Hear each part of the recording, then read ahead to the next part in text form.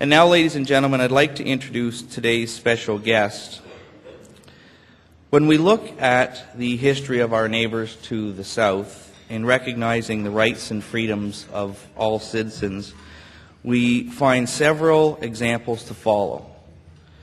Perhaps the most visible example was that provided by Franklin Delano Roosevelt, one of America's greatest presidents, who led his country through one of the most difficult periods in time. He was a pillar of strength despite his disability. Yet Roosevelt and his advisors felt it necessary to hide his disability from public view. He and they felt the American people, never mind his enemies, would see him far too weak to lead. Today, there are very few photographs of FDR in his wheelchair. There's been a great deal of progress since that time. Our society as a whole is far more enlightened when it comes to disabilities and accessibility. Witness the fact that a number of prominent television advertisements now feature people with disabilities. Like President Roosevelt, our special guest today has a visible disability.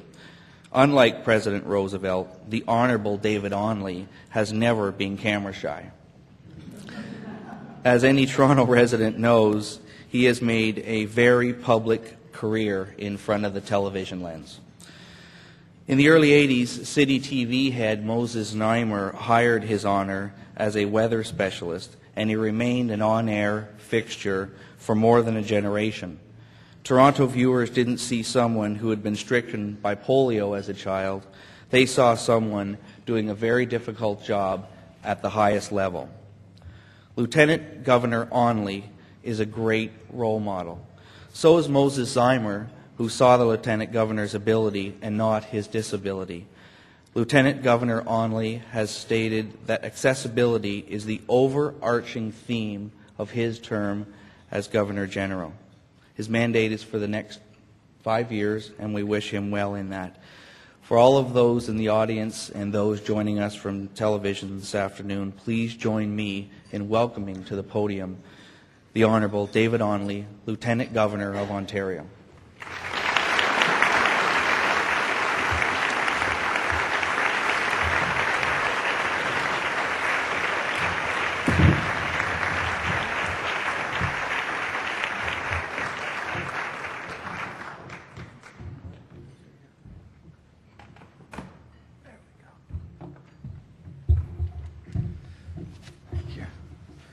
I've double parked my scooter there, sorry. Alan, thank you very, very much. Ladies and gentlemen, what a privilege it is to be here today. So many interesting people in the audience, and I'm so grateful for their attendance. The Consul Generals, of course, most appreciative, and the Honourable Madeleine Meilleur, Minister of Community and Social Services, and when I was the chair of the Accessibility Standards Advisory Council, it was Madeleine Meilleur that we reported to as a council, and so it is such a pleasure to have seen her again earlier and have her here today. It's a privilege to have Gary Malkowski here, former MPP, now, of course, actively involved in all related hearing causes. And in terms, Alan, with trailblazers, I would say Gary fits into that category as a trailblazer as well, and we should recognize that.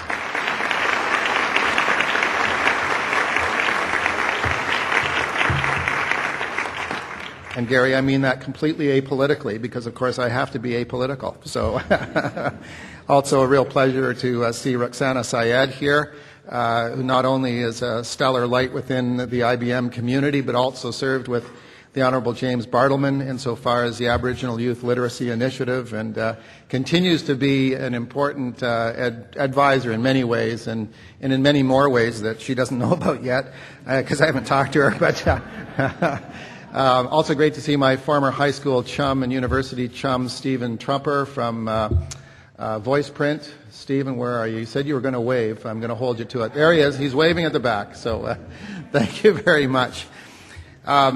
It's a real pleasure, as I say, to be here today, obviously.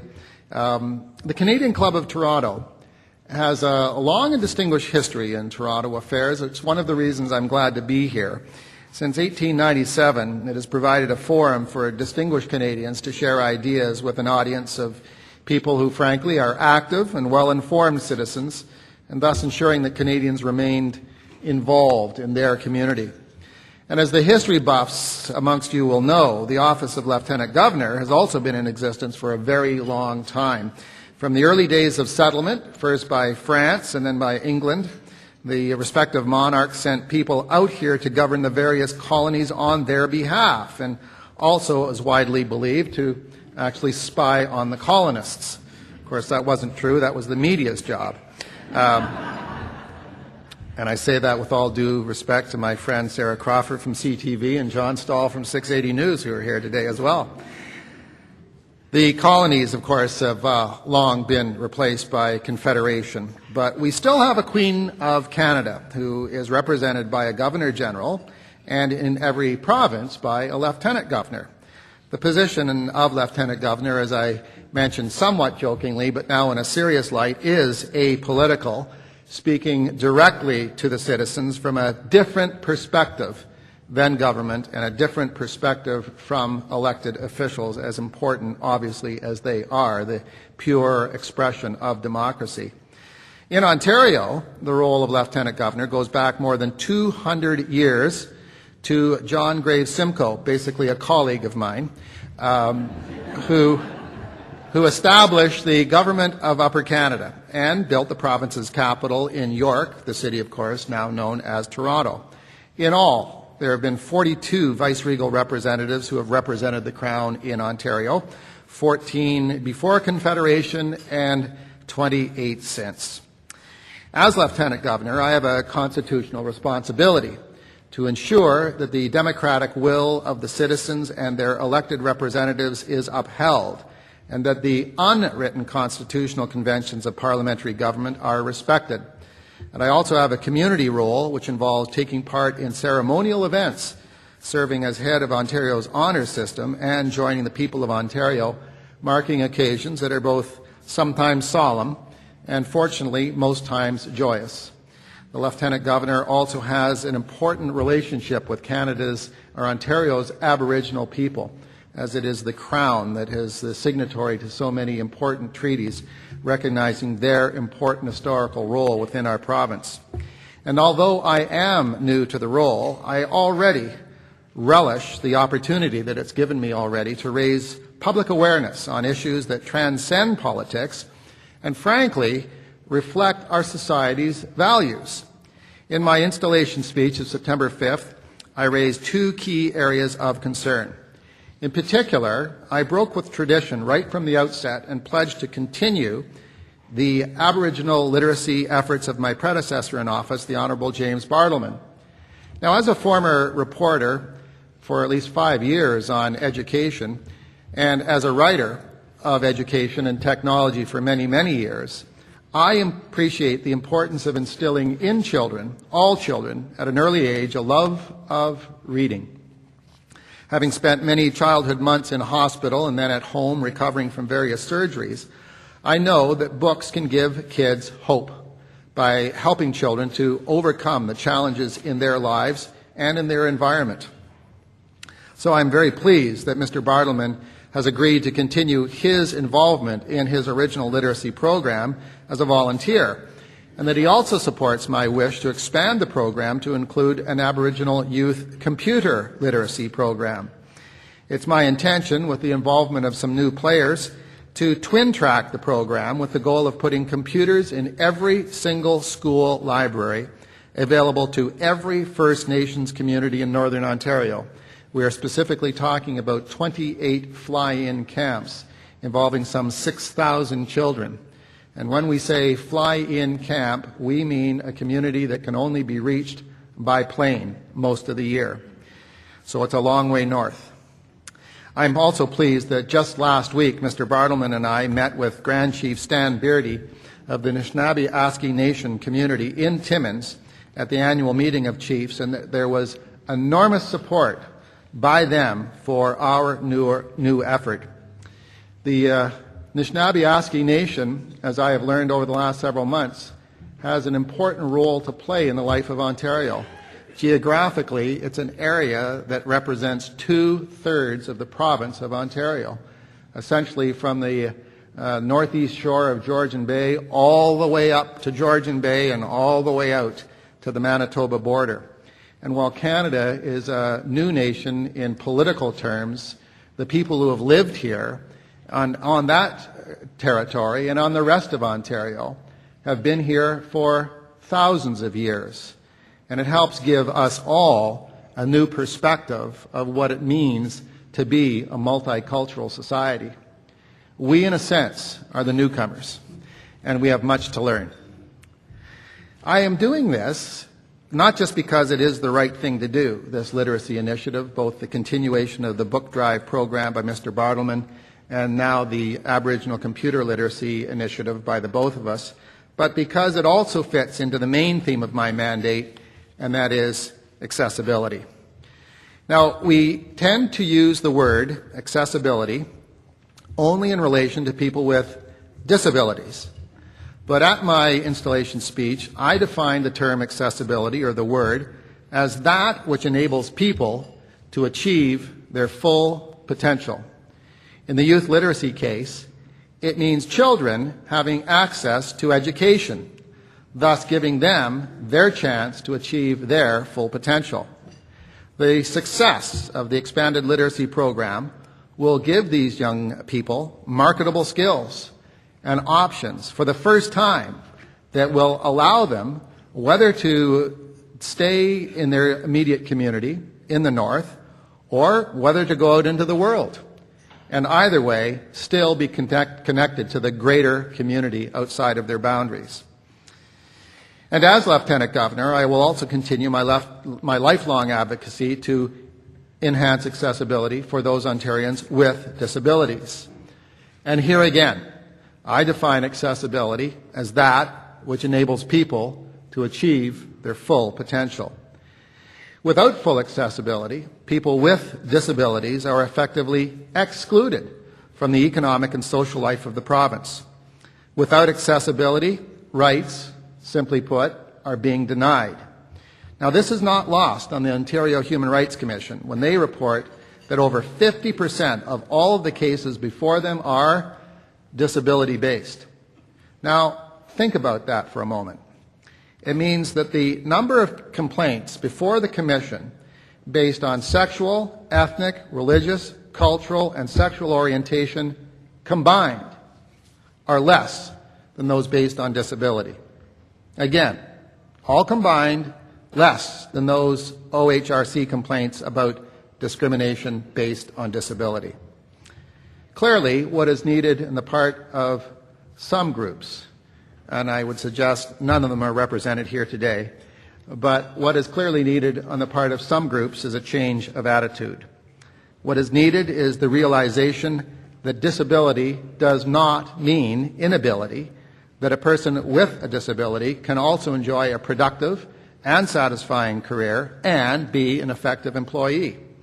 To put it bluntly, employers need to become aware that there is available in this province a significant reservoir of ambitious, talented, and skillful people whose disabilities should not overshadow their hireability. Thank you.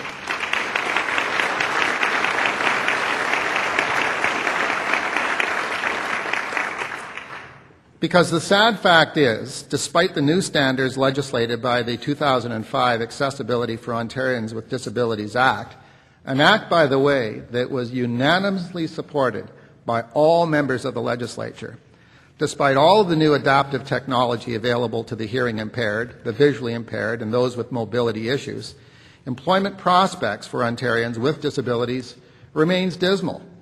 According to Stats Canada, there are approximately 1.5 million people in this province with disabilities. That represents some 13% of the population. The Ontario Ministry of Community and Social Service estimates that over 50% of working-age Ontarians with disabilities are not in the labour force. This compares to less than 25% of able-bodied people. And the unemployment rate for people with disabilities is over 5 times higher than that of the general population.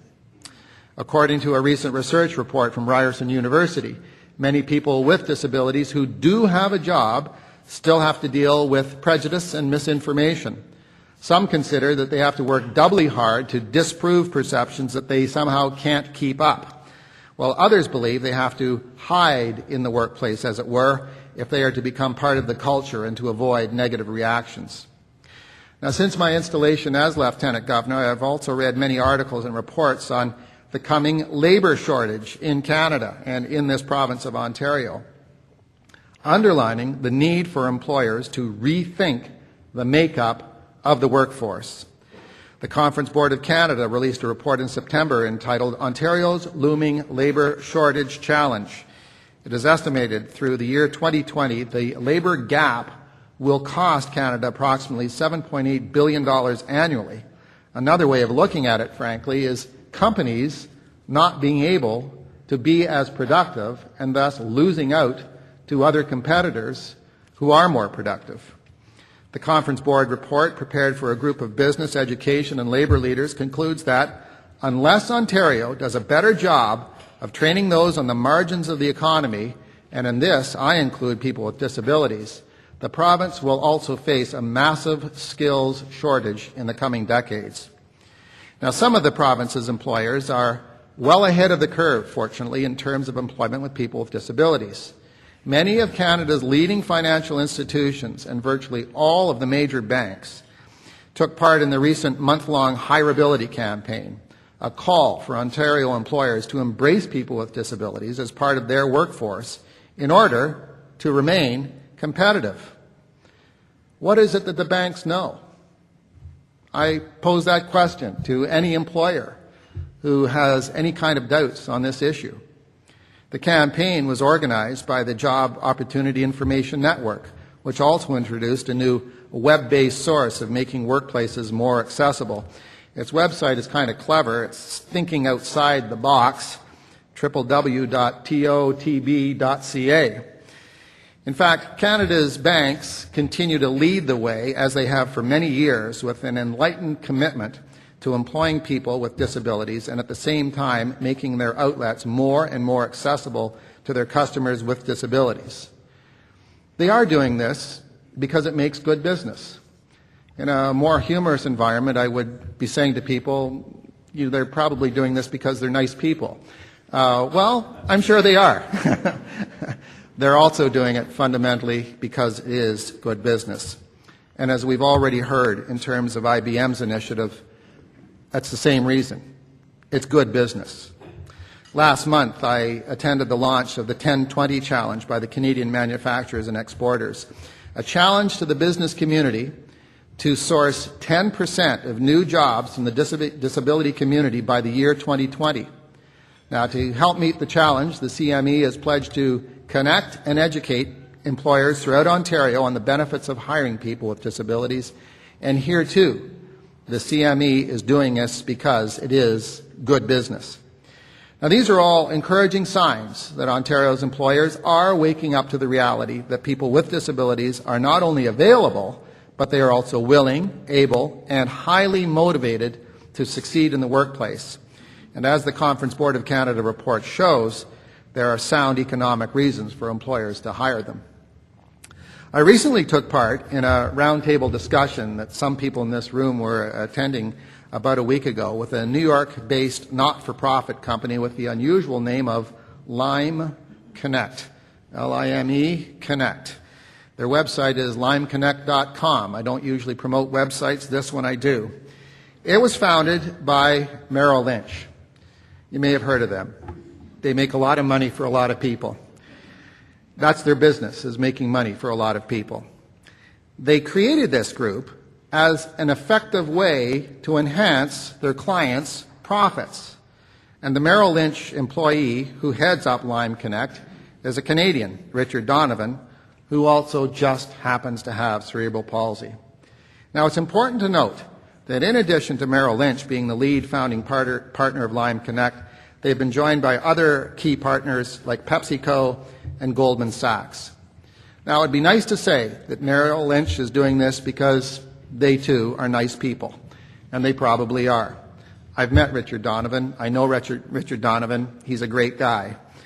But in truth, these blue-chip companies are doing this because it is good business to utilize the staggering market potential of people with disabilities, estimated to have a market potential the size of China's. Subsequent to the roundtable discussion, a Canadian equivalent of Lime Connect may soon be test marketed here in Canada next spring, developing corporate standards for the sourcing, hiring, and development of workers with disabilities. I believe these companies are doing what is socially right, and at the same time are positioning themselves not to be caught in the labor shortage. I also believe they are on the right side of an important social issue. I also believe that those companies who do not will simply be left behind by the marketplace as somehow out of touch with the mores of our culture. In the meantime, I'm delighted to have the opportunity to continue to speak to audiences like this one today, informed, interested in current affairs, and involved in your community, and to encourage you to spread the good word that accessibility is no longer just about curb cuts or wider entrances and white wheelchairs on blue signs. Those were all important innovations in their time, and they paved the way for where we are now, but that was then and this is now. It is about human rights and the ability of every Ontarian, including those with disabilities, whether visible or not, to play a role in society as motivated, educated, and productive members. And so, in the name of the Queen, I commend the members of the Canadian Club of Toronto for continuing the tradition of providing a forum for the discussion of Canadian ideas and values, such as the ones I've described today. And I thank you for allowing me to speak to you today on an issue that is close to my heart. Thank you.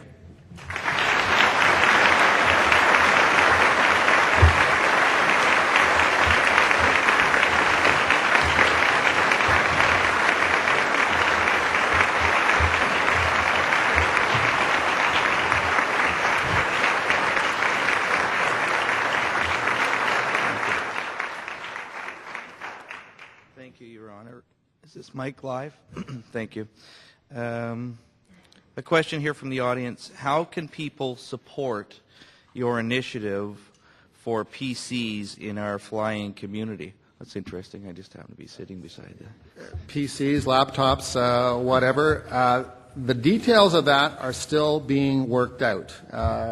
Whoever would like to participate in any way, shape, or form, though, I would simply urge to go to the Lieutenant Governor's website or call us at the office and let us know what it is that you might be able to make available, what service, product, good, or expertise you might bring to the table. Right now, we're at the point of an ad hoc group of experts who have prepared kind of a dossier of what it is that we might make available to the people of the North. And our members will shortly be flying north to meet with the chiefs, see the communities, and get a better sense from them of what their needs are. I expect then by the next spring that that's when we're really going to start the rollout of whatever individual initiatives we will be doing for the 28 different communities of the North. So in the meantime, if you can just make contact either by email or voicemail or a letter to the Office of Lieutenant Governor at Queen's Park, M7A 1A1. I'll be definitely glad to take that information, to be in contact with you and keep you in contact as to where we're proceeding. Thank you. What can the Lieutenant Governor do to improve the access to information needs of blind, low vision, and print-restricted Ontarians? Wow, that's a great question. I would say that, I've not met with the folks at the CNIB as yet. I do know that they have some very impressive initiatives that they've done in collaboration with Microsoft. And I would think as we start to go forward with these series of initiatives in terms of accessibility, that's one of the areas we're going to be making contact with. Again, this fits into why I've come up with this definition of accessibility, so that it's not something that is just pigeonholed to the concept of curb cuts or automatic doors, that it talks in terms of full potential. And that's where I want to be taking that direction. So in terms of exactly what we're going to do, I can't say right now, but that is one of the areas we're going to be zeroing in on. And if the person who asked that question has some ideas as to how we might proceed with that, I'll be glad to entertain them. Thank you very much. I'm going to call my colleague, Helen Bernston, to the podium. Helen is the chair of the Trillium Foundation and the incoming president-elect of the Canadian Club.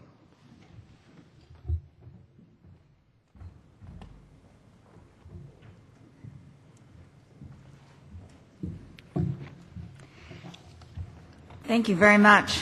It's my pleasure and privilege to thank the Lieutenant Governor of Ontario, the Honourable David Onley, for joining us here today as our very special guest speaker.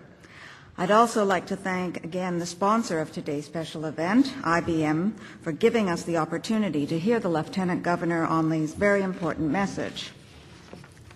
As Napoleon Bonaparte once said, ability is of little account without opportunity.